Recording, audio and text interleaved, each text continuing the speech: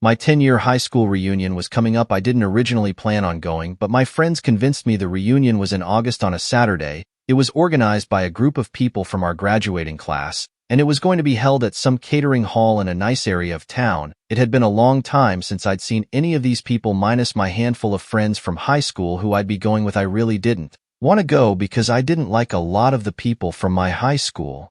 And making small talk with the 100 people I hadn't seen in 10 years sounded awful. But I also felt like if all my friends went and I didn't, I'd feel like I was missing out. When the night of the reunion finally came, I drove to my friend Kayla's house, and our two other friends Marissa and Sophia came as well. We were pre-gaming at her house, then we ended up calling an Uber from there. The reunion started around 8 o'clock, so we got there fashionably late. At 9 o'clock, we stepped into the party hall, and right away, familiar faces everywhere, only older-looking versions of everyone. There had to be at least 80 to 100 people here. And it was more than I was expecting. Being with my friends made it easier to say hi to people I hadn't seen in forever. The vibe honestly was a bit different than I was expecting. There was a DJ, party lights, and a generally loud atmosphere, whereas what I was expecting was a quiet, intimate setting, focused heavily on talking. People were getting really drunk at this, including my friends. We sat at a table with some other girls from high school. It was about 10 of us at the table. As the night progressed and everyone mingled and caught up with different people, I found myself feeling a bit awkward. As my friends were doing their own things, I was alone at the table eating,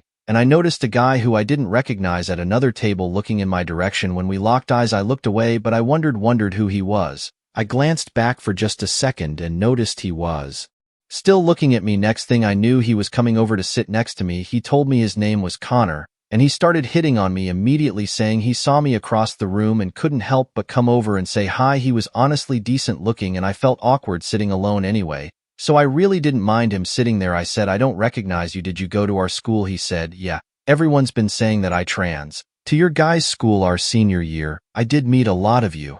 I basically said, "Oh, that's interesting. Who do you actually know here?" He replied that he's just friends with a couple guys who are also here. I asked their names, and he gave first names only, I guess the last names, and he said yes to both. As he laughed, we talked for a while until he asked for my number so that he could go back to his friends. I gave it to him and walked away. Overall impression was that he seemed normal, and I enjoyed talking to him. Now I was left alone again, so after finishing my food and drink, I went to find my friends. They were all separated, talking with different people, some people who I wasn't the biggest fan of. I went over to Kayla, who was mid-conversation with a few people, and I joined the conversation. My friends were all wasted. I was definitely drunk, but not on their level. I kind of wanted to just go home. It almost felt like a saving grace when Connor texted me asking me if I needed a ride home. Since he's leaving, I texted him back, "Yes, please." He told me to meet him in the lobby of the building, so I looked around and then decided to just do an Irish exit. Too many people to say goodbye to. I saw Connor in the lobby by the front door. We walked to his car. It was a black two-door coupe. I honestly don't know what it was. I'm not a car person. He asked me to put my address into his phone. I thanked him for doing this. As we started to drive, he pulled a couple water bottles from the back seat and handed me one, and he suggested I drink a lot of water to avoid a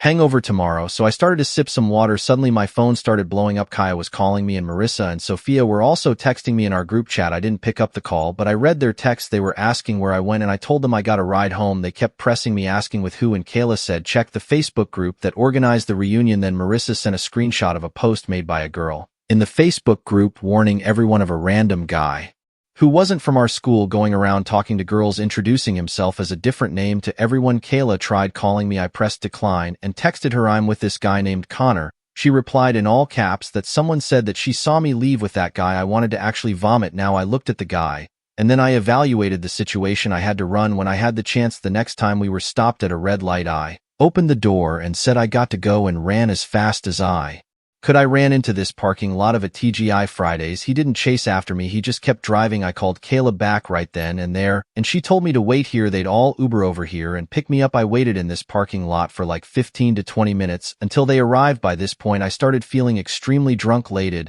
and a foggy memory. I believe he had put something in that water bottle to try and sedate me. Thankfully, I didn't drink that much. The worst part about this was that the guy now had my apartment address. We all slept at Kayla's house that night. The next morning I drove home, but shortly after entering my apartment there was a knock at my door. I freaked out thinking it was that guy, but I saw it was my neighbor through the window. I opened the door and my neighbor asked me if I knew the guy who came to my apartment last night and was looking through the windows. I told him all about last night. He was appalled too. He said when he confronted the guy asked Him if this was where Miranda lives. My neighbor was wise enough to say, no, you have the wrong apartment. My neighbor doing this just may have saved me from that guy ever coming back. When my lease was up, I moved to a different apartment in the same community. Just to be safe, I'm super grateful my friends all tried to warn me in time before it was too late. My high school does 5 and 10-year reunions. My 5-year reunion was a few years ago. My high school was on the smaller side with around 200 kids per grade, so just about everyone knew everyone, even if just partially. For the 5-year reunion, it was being held in a small banquet hall in town. I was excited to go see all my old friends who I hadn't seen in forever. Of course, arriving to these things alone can be a bit scary, so my friend Julia and I were going to go together. Julia has been my best friend ever since middle school. She knows about everything that I've been through, and I know about everything that she's been through. That includes the situation I had with a boy named Tyler. Tyler was a boy who I had a little bit of history with, meaning we hooked up a few times senior year, but he quickly started giving me crazy and obsessive vibes, and when I cut him off, he threatened me and got aggressive. He sent me threatening texts like he knows where I live and he knows when my parents aren't home and more. One night he came to my parents' house and threw rocks at my window, and my dad had to go outside and chase him away. As time passed, I guess he lost interest in harassing me. Tyler was friends with some of the, I guess you'd say, weirder kids in high school. Not the athletes, not the cool kids, not the gothy kids, just a slightly weird group. When word got out that he'd been harassing me, a lot of people grew to hate him. I just hoped he wasn't going to be at the reunion. Julia and I got to the venue it was being hosted at and did our rounds, saying hi to a bunch of people. There was a solid 50 people there at the peak of the night, which was a solid turnout considering the small size of our grade to begin with. At some point in the night, though, I got a tap on the shoulder from none other than Tyler. When I turned to see him, I felt my heart sink. He said, "Hey, can we talk?" It had been years since I'd spoken to him, and that was the first thing he said to me. I said something along the lines of, "Hey, I hope you're good, but there's nothing to talk about," and I tried to walk away. He grabbed my shoulder and spun me around and said, "You're already going to be like that." I pushed his hand off of me and said, "Let go of me." He looked around nervously and said, all right, and walked away. I could tell he didn't want the negative attention. This now ruined the mood of the night for me, as I had to try my hardest to avoid looking at or going anywhere near Tyler. I noticed he was with one of the kids I remember him hanging around in high school. I got into a conversation with Julia and a few other girls about the situation with Tyler and how he just grabbed me moments ago. Everyone was on my side and agreed he'd always been a weirdo creep and was known for being aggressive with girls. Oddly enough, I didn't really see him again after I saw him with his friend. I assumed he left early, which was a major relief for me. Julia and I stayed for a few more hours, then we left with a few other girls to go to a dive bar nearby, and then after another hour or so, Julia dropped me off at home. As I walked up to my front door, I noticed another car passed by Julia's car and continued driving down the street. Considering the hour and how quiet the street is, that was concerning. It was a Jeep Cherokee. Maybe it was paranoia, or maybe I was rightfully curious. But the next day I looked up Tyler's Instagram. He was private. I requested to follow him with my fake account, which yes, I have for situations like this. He accepted my follow request, but I couldn't see any pictures of a Jeep, or any car for that matter. This made me feel slightly more at ease. I live alone, so my worst fear was Tyler finding my new address and coming to my house at night. The next day, Tyler DMS'd me on Instagram a long message, trying to manipulate me into seeing him. All these years later, he was still giving me obsessive, creepy vibes. I blocked his Instagram, but I never could have imagined what that would have led to next. The same night I blocked him, I woke up to my doorbell ringing at 1 a.m. repeatedly. I was so scared it to be Tyler. I just knew it. I didn't know what to do. I didn't exactly have my dad here to chase him away like all those years ago. My parents live in Florida. Now the doorbell ringing turned to angry sounding pounds on the door booming through the apartment. This pounding went on for some time, then the doorbell again, over and over and over. I finally went to the door and it stopped. I peeked out the window at the top of the door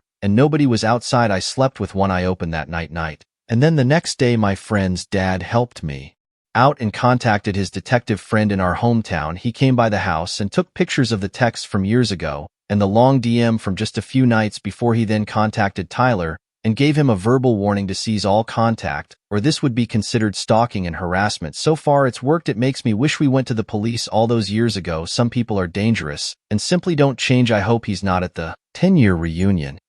I was seeing this girl for a few weeks. We'd been on 2 dates. Her name was Phoebe. We matched on a dating app and eventually met a few days later. She was 4 years older than me. Our first date was drinks, and our second date we went out with my friends on a weekend. My friends had neutral opinions about her. They thought she was, quote, nice and kind of too quiet. They'd later reveal their actual thoughts on her, but I'll get to that later. Phoebe invited me to an upcoming high school reunion party. She told me she didn't want to go alone, and honestly after she came to hang out with my friends and I felt like I owed her. This reunion party was falling on a random Saturday in the fall. It wasn't organized by her school, though she told me that it was organized by this rich guy from her class, and it was being hosted at his house. I haven't had my high school reunion yet, but as far as I know these things are usually held at bars or catering halls. We got to this guy's house, and it was admittedly a fancy-looking house. It had a gated driveway, but no fancy cars parked anywhere in sight. My thought was maybe the owner parked his car in the garage during the party. The second we stepped into the house, I felt like everyone was staring at us, more specifically me. A few people came up to Phoebe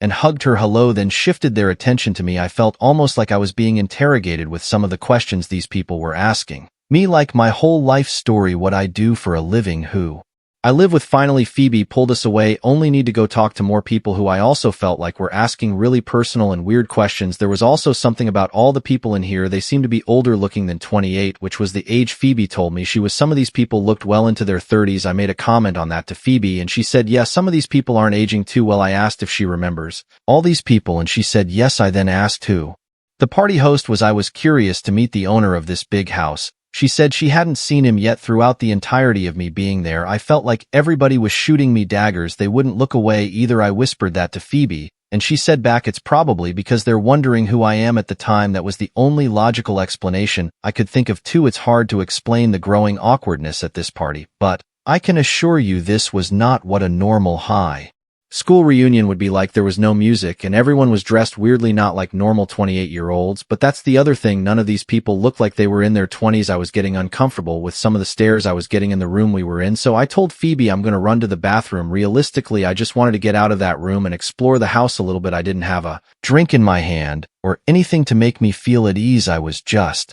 walking around this giant house empty-handed, and anyone I passed stared at me. To say I felt out of place would be the understatement of the century. I found the bathroom. I stepped inside. Even though I didn't have to go, I locked myself inside just to sit and rethink myself, take a break from the awkwardness outside. I texted all my friends about how weird this reunion was and wondering how I could convince Phoebe to leave early. We'd already been there about 30 to 45 minutes, and this unnamed mystery party host was nowhere to be seen. Phoebe texted me, where are you? I replied, in the bathroom, give me a minute. Then I followed that up with, this party is really weird, I'm down to leave soon. She said, why? I said, everyone's being weird. Then someone knocked on the bathroom door, so I couldn't sit in there anymore. I washed my hands quick and left the bathroom, and the guy waiting outside, who looked like one of the younger ones here, said in a very low voice to me, you should leave, that girl isn't who she says she is. I froze for a second, then said, Phoebe. He said, whatever she told you her name is. He then asked what she told me this party was, and I said that she told me it was a high school reunion. The guy then smirked and said, do these people look like they're going to a high school reunion? He left it off with, and I quote, trust me, leave sooner than later. And then he walked into the bathroom and shut the door. I almost knocked on the door to get him to come out and further explain, but I thought for a second I was already suspicious and uncomfortable in this house. The guy just confirmed something weird is going on here. I walked straight to the front door without drawing attention to myself. I still felt people staring at me as I walked to the door. I walked straight from my car in the street and drove home. Phoebe texted me asking where I went. I didn't answer. When I got home, I looked up her number on white pages. That number was not associated with the name Phoebe. The name that came up was Claire Foster. The address that I picked her up at both times is also different than the address that came up on white pages, which made me realize I never saw her leave the house. She was already waiting on the sidewalk. Both times I replied to her text, I had to leave, I'm sorry, and blocked her number. My friends all made jokes, and they told me she thought she was weird and off from the start, but they didn't want to tell me that and make me feel bad. My one friend joked that it sounded like I was in the movie Get Out. My friends and family all have had little theories as to what was going on. Some people would even think I exaggerated the whole thing until I told them about the fake name the girl gave me, the guy telling me to leave sooner than later.